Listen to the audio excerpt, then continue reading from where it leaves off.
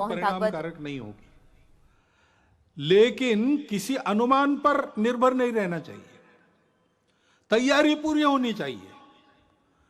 गांव स्तर तक हर गांव में 5-7 कोरोना योद्धाओं की टोली तैयार रहे, इसलिए संघ ने देश भर में प्रशिक्षण का कार्यक्रम लगभग पूरा कर लिया है और उसके आधार पर इस कोरोना से लड़ाई होगी, ठीक से होगी। आएगा नहीं ऐसी आशा करते हैं, लेकिन आएगा तो क्या करना उसकी पूरी तैयारी है और हम इस कोरोना को मात देंगे। उसके नुकसान हुए हैं, 2 साल चला तो आर्थिक क्षेत्र में नुकसान हुआ है, बहुत नुकसान हुआ है, परंतु हमारा समाज उससे दबा नहीं है। आर्थिक क्षेत्र में भी उस नुकसान को पूरा करने का आत्मविश्वास दिखता है, लोग बोलते हैं, और किसी किसी आर्थिक अर्थायाम के क्षेत्र में तो सब पूर्ववत हो गया और आगे बढ़ गया, ऐसा भी वृत्त आता है। स्व के बारे में अपने समाज की प्रवृत्ति निश्चित रूप से बढ़ी है। अभी राम मंदिर का धन संग्रह हमने किया गांव गांव जाके, तो वहां भी यही अनुभव आया। स्फूर्त रूप से समाज के सभी जाति वर्गों का, सभी भौगोलिक क्षेत्रों से उत्तम सहयोग मिला, और एक ही भावना के कारण कि कुछ हमारा हमने वापस लाया है, उसको खड़ा कर रहे। सब लोग राम की पूजा करने वाले लोग नहीं थे, परंतु सबका योगदान है, सबका उत्साह है, और वो स्व प्रकट भी हो रहा है, वो उत्साह प्रकट भी, उस आत्मविश्वास का परिणाम भी दिख रहा है। अभी ओलंपिक और पैरा ओलंपिक में कितने मेडल, ओलंपिक में 1 गोल्ड, 2 सिल्वर और 4 ब्रॉन्ज, यानी स्वर्ण, रौप्य और कांस्य। और पैरा ओलंपिक में 5 स्वर्ण, 8 रौप्य और 6 कांस्य पदक हमारे खिलाड़ियों ने प्राप्त की। ये उत्साह कहां से आया?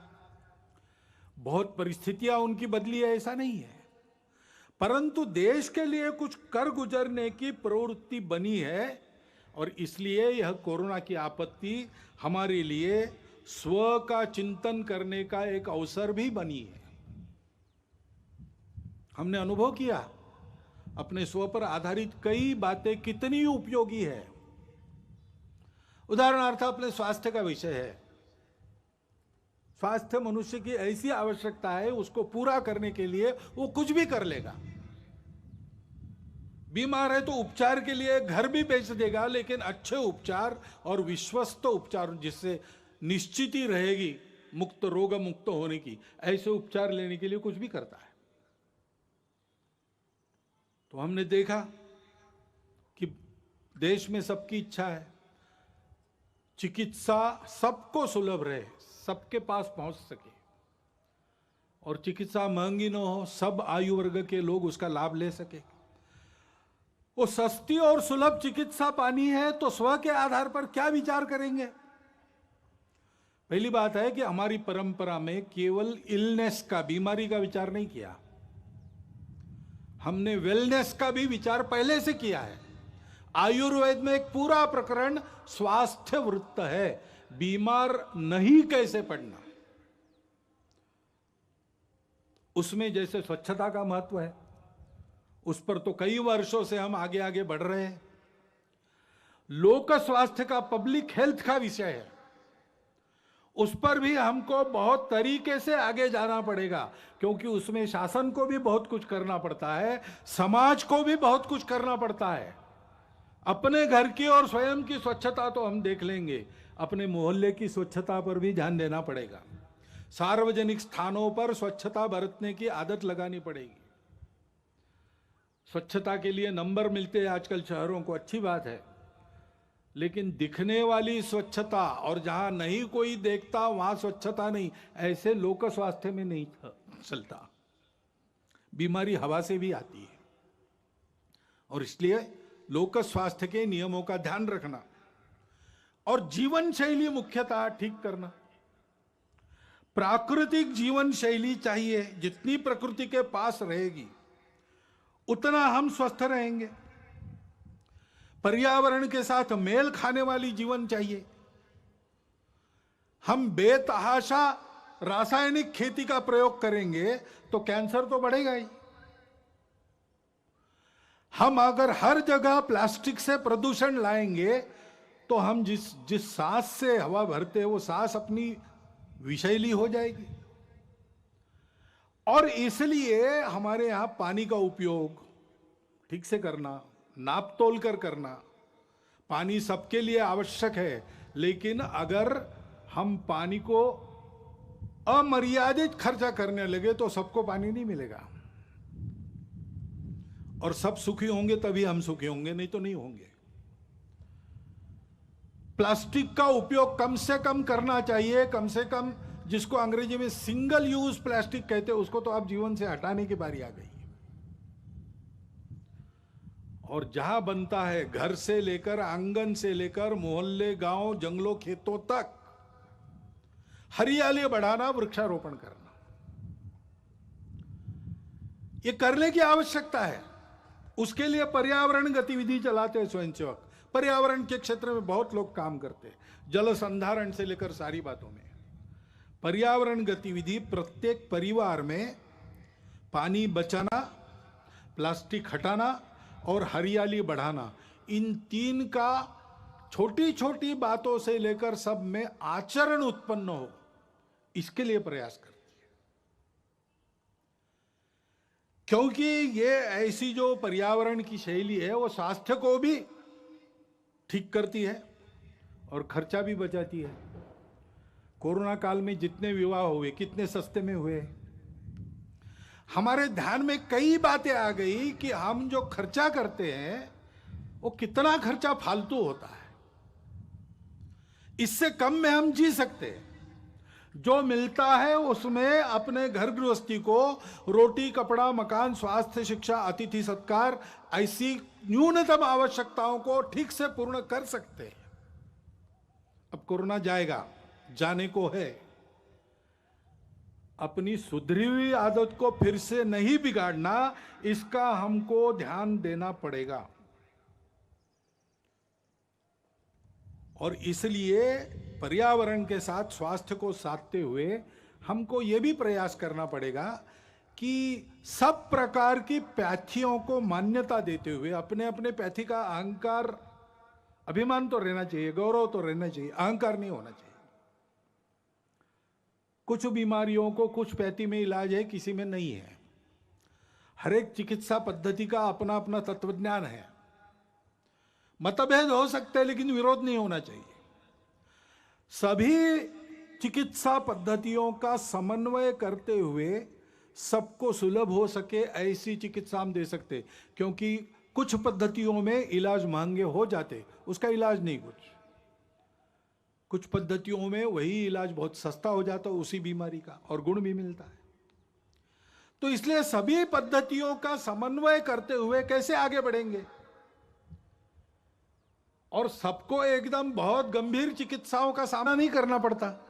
छोटी मोटी रोज की बीमारियां होती है तो प्राथमिक चिकित्सा अपने गांव में ही उपलब्ध रहे, उसमें डॉक्टर वैद्य भी हो, और अंग्रेजी में कहते हैं बेयरफुट डॉक्टर्स, आरोग्य रक्षक, ऐसी भी कोई व्यवस्था बने।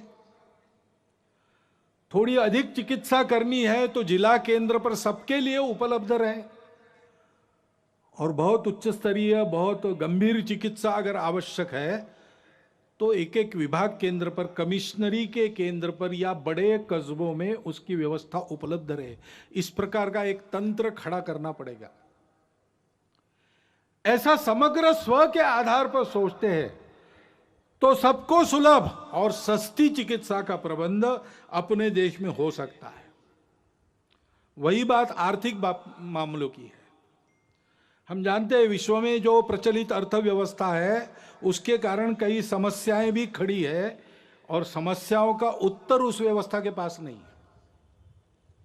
सभी देशों में उसका पुनर्विचार चल रहा है। बहुत उत्साह से जिन बातों की उद्घोषणा आर्थिक जगत पहले करता था, आज उसने वो करना बंद कर दिया है, अंतर्मुख होकर विचार कर रहा है। तीसरा रास्ता कौन सा है? तीसरा रास्ता हम दे सकते हैं। हमारे परंपरागत आर्थिक चिंतन की जो दृष्टि है वो पूर्ण है, अधूरी नहीं है। हमने उस स्व के आधार पर ये चिंतन किया है। एक शाश्वत सत्य हम पहले बताते हैं कि भाई अर्थशास्त्र क्यों है? मनुष्य की कामना पूर्ति के लिए साधन उपलब्ध कराने का शास्त्र, ऐसा वो मानते हैं। हमारे यहाँ थोड़ा आगे गए, हमने कहा कि सुख प्राप्ति का वो है और एक का सुख हो नहीं सकता, सबका सुख चाहिए। इसलिए जितनी प्रजा है उसके सुख का वो शास्त्र है। जिन्होंने जन्म लिया है वो सब सुख को प्राप्त हो तो सभी सुखी होंगे। और ये सुख कहां मिलता है? सुख बाहर नहीं है, सुख अंदर है। और इसलिए अंदर के सुख को प्राप्त करेंगे तो बाहर की वस्तुओं से हम पर्याप्त सुख ले सकते हैं, अपने अंदर ही है वो। लेकिन उसके लिए बाहर की वस्तुएं पर्याप्त हो सकती है, नहीं तो सिद्धांत तो प्रचलित सिद्धांत कहता है means are limited, ends are endless. हमारे यहां इस सत्य को मान्य करके कहा है कि ऐसी अवस्था में अगर उपभोग करना है तो संयम आवश्यक है, क्योंकि सुख उसमें नहीं है, वस्तु में सुख हमारे अंदर है। तो बांटकर खाओ, उस सुख के पीछे बहते मत जाओ, सुख पर तुम्हारा नियंत्रण चाहिए। और तो विजयादशमी निमित्ते मोहन भागवत हालમાં સંબોધન કરી રહ્યા છે। ખાસ કરીને સ્વયંસેવકો સંઘના છે તે હંમેશા પ્રાકૃતિક અને જે કુદરતી જીવન છે તેમાં માને છે। કોરોના કાળમાં જે ખાસ કામગીરી કરી છે તે પણ તેમણે વર્ણવી છે। આ સાથે સાથે પર્યાવરણ અને સ્વાસ્થ્યને લગતી તેઓ વાત કહી રહ્યા હતા। સમાચારોમાં આગળ વધીએ તે પહેલા રોકાઈએ એક બ્રેક માટે।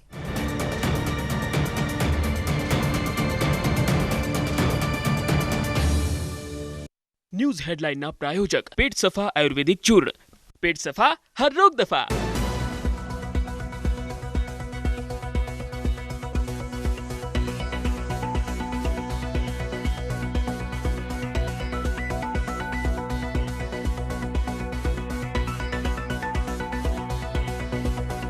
न्यूज हेडलाइन ना प्रायोजक पेट सफा आयुर्वेदिक चूर्ण, पेट सफा हर रोग दफा। પડવાની ગાડીમાં નોકરી કરતો વ્યક્તિ ઝડપાયો। કુરેશી નામના વ્યક્તિને એસીબીએ ₹10,000ની લાંચ લેતા ઝડપી પાડ્યો। ડભોઈના ધારાસભ્ય શૈલેષભાઈ મહેતાએ મુખ્યમંત્રીને પત્ર લખ્યો। ભાયલીના TP1માં ભ્રષ્ટાચાર મામલે પત્ર। બુડાની હરાજીમાં ગેરરીતિ થઈ હોવાનો આક્ષેપ। દશેરાના તહેવારને લઈને આરોગ્ય તંત્ર સતર્ક। ફરસાણ અને મીઠાઈઓની દુકાનમાં દરોડા પાડ્યા, સાથે જ 1700 જેટલા ખાદ્ય પદાર્થ નમૂના લેવાયા। ઉપરાંત અંદાજિત 490 કિલો અખાદ્ય જથ્થાનો નાશ કર્યો। અમદાવાદમાં દશેરાના તહેવાર નિમિત્તે એએમસીનું ચેકિંગ। શહેરમાં ફાફડા જલેબી બનાવતા એકમ પર કાર્યવાહી। શહેરના 7 ઝોનમાં હાથ ધરાઈ કાર્યવાહી। ફાફડા જલેબી સહિત ખાદ્ય સામગ્રીના એકત્ર કરાયા સેમ્પલ। અમદાવાદમાં દશેરામાં ફાફડા અને જલેબીના ભાવ 7મા આસમાને। તેલના ભાવ વધતા ફાફડા અને જલેબીના ભાવમાં વધારો। ફાફડાનો ભાવ કિલોએ 500 થી 800 રૂપિયા, જલેબીનો ભાવ કિલોના 680 થી 960 રૂપિયા। અમદાવાદમાં મહાનગરપાલિકા દ્વારા લેવાતા ખાદ્ય પદાર્થના નમૂનાઓના ટેસ્ટ ઓન ધી સ્પોટ। રાજ્ય સરકારના આરોગ્ય વિભાગે એએમસીને ફૂડ સેફ્ટી વાહન આપ્યું। તહેવાર શરૂ થતા આરોગ્ય વિભાગનું અલગ અલગ જગ્યાએ ચેકિંગ। અગાઉ શંકાસ્પદ વસ્તુઓના સેમ્પલ લેવાતા, જેના તપાસનો રિપોર્ટ 10 થી 15 દિવસ બાદ આવતો, પરંતુ ઓન ધી સ્પોટ ચેકિંગથી લોકોના સ્વાસ્થ્ય સાથે ચેડા થતા તુરંત અટકાવી શકાશે અને ખોરાકની ગુણવત્તા પણ તુરંત ચકાસી શકાશે। રાજકોટમાં મનપાના આરોગ્ય વિભાગ એક્શનમાં। મીઠાઈ ફરસાણની દુકાનોમાં કરાયું ચેકિંગ। સ્થળ પર ટેસ્ટિંગ કરાતા અખાદ્ય મીઠાઈ તેમજ ફરસાણનો જથ્થો ઝડપાયો। કેટલાક દુકાનદારોને અપાઈ નોટિસ। રાજકોટમાં દશેરા પહેલા આરોગ્ય વિભાગના દરોડા, અનેક દુકાનોમાં ચેકિંગની કાર્યવાહી। રાજકોટ મનપાનું આરોગ્ય વિભાગ એક્શનમાં। અરવલ્લીમાં जिला सहकारी अनाजना गोडाउन पर विजिलन्सना दरोड़ा। गुजरात राज्य अन्न અને નાગરિક પુરવઠાના દરોડા। અનાજના ગોડાઉનમાં ગેરરીતિ આચરાતી હોવાની ફરિયાદ। ગુજરાતના છેવાડાના જિલ્લા બનાસકાંઠાની અમીરગઢ બોર્ડર પરથી 5 બંદૂક સાથે 2 વ્યક્તિઓ ઝડપાયા। ઉત્તર પ્રદેશથી ગુજરાત આવતી ખાનગી બસમાં ચેકિંગ દરમિયાન બંને વ્યક્તિઓ પાસેથી 5 જેટલી બંદૂકો પોલીસને હાથ લાગી। દેશી બનાવટના 5 કટ્ટા સહિત પોલીસે 27,000 રૂપિયાનો મુદ્દામાલ જપ્ત કર્યો. હાલ અમીરગઢ પોલીસે બંને આરોપીઓ વિરુદ્ધ આર્મ એક્ટ મુજબ ગુનો નોંધી વધુ તપાસ હાથ ધરી. અમદાવાદમાં જાહેરમાં જન્મદિવસની ઉજવણીનો વિડીયો વાયરલ. છરી વડે કેક કાપતો વિડીયો વાયરલ. વિડીયો બાપુનગર વિસ્તારનો હોવાનું અનુમાન. ખેડા ઠાસરા તાલુકા વહીવટીતંત્રનો મહત્વનો નિર્ણય. ડાકોરના રહીશોને રણછોડજીના દર્શન કરવા માટે વેક્સિન સર્ટિફિકેટ ફરજિયાત. ઠાસરા પ્રાંત ઓફિસમાં મળેલી બેઠકમાં લેવાયો નિર્ણય. મંદિરની બહાર ચુસ્ત બંદોબસ્ત ગોઠવાયો. ગોધરા સિવિલ હોસ્પિટલની ઘોર બેદરકારી. 12 દર્દીને એક્સપાયરી ડેટની બોટલ ચડાવી દીધી. દર્દીના સ્વજને ફરજ પરના સ્ટાફને જાણ કરતા બોટલ કાઢી લેવાઈ. પરિવારજનોએ ઘટનાનો વિડીયો વાયરલ કર્યો. બાળકને કોઈ આડઅસર ન થઈ હોવાનું સિવિલ સત્તાધીશોનું નિવેદન. આવી ક્ષતિ પોતાના બાળક સાથે થઈ હોવાનો અન્ય એક સ્વજનનો આક્ષેપ. સિવિલ સત્તાધીશોએ મીડિયા સમક્ષ પ્રતિક્રિયા આપવાનો કર્યો ઇનકાર. શહેરી વિસ્તારમાં રોડ રસ્તાની મરામત માટે સીએમનો મહત્વનો નિર્ણય. શહેરી ધારાસભ્યોને ફાળવાશે 2 કરોડ રૂપિયાની ગ્રાન્ટ. શહેરી વિસ્તારમાં કુલ 35 ધારાસભ્યોનો સમાવેશ. સુરતમાં પ્રદેશ પ્રમુખ CR પાટીલનું નિવેદન. 182માંથી 112 સીટ ભાજપ પાસે. 70 સીટ માટે અમારે નવા ઉમેદવાર શોધવા પડશે. 112માંથી થોડા ઘણા રિટાયર થશે. પાટીલે વધુમાં કહ્યું કે 100 નવા ચહેરા આવશે. પાર્ટીમાં જે લોકો છે તેમને બદલવાની કોઈ વાત નથી. નવા ચહેરાઓ માટે કાર્યકર્તા મહેનત કરે તો મળી શકે છે તક. પીએમ મોદી 31મી ઓક્ટોબરે ગુજરાતના પ્રવાસે. કેવડિયામાં રાષ્ટ્રીય એકતા દિવસે વિશેષ કાર્યક્રમમાં રહેશે ઉપસ્થિત. કેન્દ્રીય ગૃહમંત્રી અમિત શાહ, સીએમ ભૂપેન્દ્ર પટેલ, ગૃહ રાજ્યમંત્રી હર્ષ સંઘવી પણ રહેશે હાજર. સુરતમાં શુક્રવારે આયોજિત પાટીદાર સમાજના કાર્યક્રમમાં પીએમ મોદી વર્ચ્યુઅલી જોડાશે. સૌરાષ્ટ્ર પટેલ સેવા સમાજ સુરતની હોસ્ટેલના ફેઝ 1નું ભૂમિપૂજન કરશે PM Modi. PM Modi virtually ભૂમિપૂજન કર્યા બાદ સંબોધન કરશે. 200 કરોડના ખર્ચે 1000 ભાઈઓ અને 500 બહેનો માટે હોસ્ટેલ બનશે. મુખ્યમંત્રી ભૂપેન્દ્ર પટેલ અને ભાજપ અધ્યક્ષ CR પાટીલ સુરતમાં હાજર રહેશે. પાટીદાર સાંસદો, ધારાસભ્યો અને મંત્રીઓ હાજર રહેશે. રાજ્યના કૃષિ મંત્રી રાઘવજી પટેલે દિલ્હીમાં પ્રધાનમંત્રી મોદી સાથે કરી મુલાકાત. ગુજરાતના વિવિધ પ્રશ્નો મુદ્દે કરી ચર્ચા. કૃષિ મંત્રીનો ચાર્જ સંભાળ્યા બાદ રાઘવજી પટેલે પીએમ સાથે કરી શુભેચ્છા મુલાકાત. દશેરાએ નવઘણજી ઠાકોરનું 2022ની ચૂંટણી લઈને આહવાન. 2022માં ઠાકોર ક્ષત્રિય સમાજમાંથી મુખ્યમંત્રી બને તેમ કહ્યું. દશેરાનું શસ્ત્રપૂજન બાદ ક્ષત્રિય ઠાકોર સમાજનું શક્તિ પ્રદર્શન. તેઓએ ભાજપ કોંગ્રેસના નેતાઓને પણ આમંત્રણ આપ્યું. બ્રિજેશ મેરજાએ જણાવ્યું કે ગુજરાતમાં વધુને વધુ ગ્રામ પંચાયત સમરસ થાય તેવા સરકાર પ્રયાસ કરશે. તો અન્નપૂર્ણા યોજના પણ આગામી 100 દિવસના પ્રોજેક્ટ અંતર્ગત આવરી લેવામાં આવશે.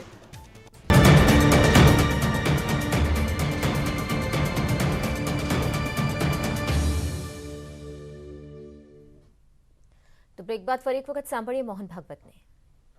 इस नीति का उद्देश्य सकल प्रजनन दर की आदर्श स्थिति को 2045 तक प्राप्त कर स्थिर व स्वस्थ जनसंख्या के लक्ष्य को प्राप्त करना था.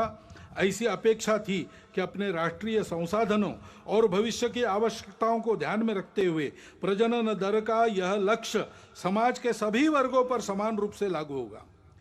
परंतु 2005-6 का राष्ट्रीय प्रजनन एवं सार्थ सर्वेक्षण सन 2011 की गणना के 0 से 6 आयु वर्ग 0 से 6 आयु वर्ग के पांथिक आधार पर प्राप्त आंकड़ों से असमान सकल प्रजनन दर एवं बाल जनसंख्या अनुपात का संकेत मिलता है. यह हमारा प्रस्ताव है, तो इसलिए सुझाव हमारे ऐसे और भी लिखा है, पूरा नहीं पढ़ता हूं, लिखित भाषण में उपलब्ध है. देश में उपलब्ध संसाधनों, भविष्य की आवश्यकताओं एवं जनसांख्यिकीय असंतुलन की समस्या को ध्यान में रखते हुए देश की जनसंख्या नीति का पुनर्निर्धारण कर उसे सब पर समान रूप से लागू किया जाए. सीमा पार से हो गई अवैध घुसपैठ पर पूर्ण रूप से अंकुश लगाया जाए. राष्ट्रीय नागरिक पत्रिका का निर्माण कर इन घुसपैठियों को नागरिकता के अधिकारों से तथा भूमिकरित के अधिकार से वंचित किया जाए. जो अनधिकृत प्रवेशकारी लोग हैं वो हमारे देश में बसने वाले, सदियों से बसने वाले, पीढ़ी दर पीढ़ी बसने वाले नागरिक बने हुए किसी के प्रति ये बात नहीं है. और देशवासियों का ये आह्वान है कि जनसंख्या में असंतुलन उत्पन्न कर रहे सभी कारणों की पहचान करते हुए जन जागरण द्वारा देश को जनसांख्यिकीय असंतुलन से बचाने की सभी विधि सम्मत प्रयास करे। कैरो में एक परिषद हुई थी राष्ट्रों की, उसमें सबके साथ अपने देश का जो अधिकृत संकल्प है, डॉक्टर मनमोहन सिंह उस समय प्रधानमंत्री थे, उस संकल्प के बाहर इसमें कुछ भी नहीं है, सब उसके मर्यादा के अंदर है। क्योंकि कुछ ऐसी परिस्थितियां आती है, अभी जैसे एक अचानक आ गया, वायव्य सीमा के पार तालिबान खड़ा हो गया। अब तालिबान का पूर्व चरित्र क्या है हम सब जानते हैं, और उसकी जो बातें हो रही है वो दो प्रकार की हो रही है। कभी कहता है कि अच्छे रहेंगे, कभी कहता है कि नहीं हम वही है पहले से। तो इसका एक स्पष्ट संकेत है कि हमसे सावधान रहना चाहिए। और तो और उस समय उसका समर्थन करने वाले जब खड़ा हुआ था, रशिया भी था, तुर्कस्तान भी था, चीन और पाकिस्तान तो आज भी है। अब तालिबान बदला भी होगा, पाकिस्तान बदला है क्या? ऐसा तो बिल्कुल नहीं है। चीन का इरादा भारत के बारे में बदला है क्या? ऐसा तो बिल्कुल नहीं है। और इसलिए यह मानते हुए भी हृदय परिवर्तन हो सकता है, बुरा से बुरा आदमी भी बदल सकता है, बातचीत से संवाद से बातें हल होती है, प्रेम से अहिंसा से मामला ठीक हो सकता है, इसको मानना चाहिए, इसके प्रयास भी जारी रखने चाहिए, लेकिन अपनी सावधानी, अपनी तैयारी को पूर्ण रखते हुए हमको सजग भी रहना चाहिए। हमारी सीमा सुरक्षा और अधिक चाक चौबंद होने की आवश्यकता है। जहां बार बार आक्रमण होते वहां तो ठीक ही है, लेकिन जहां नहीं होते ऐसा हम कहते हैं, लेकिन चोरी छुपे होते रहते हैं। सागरी सीमा है, हमारे सागरी प्रदेश में जो टापू है। रोकाशु વધુ એક બ્રેક માટે।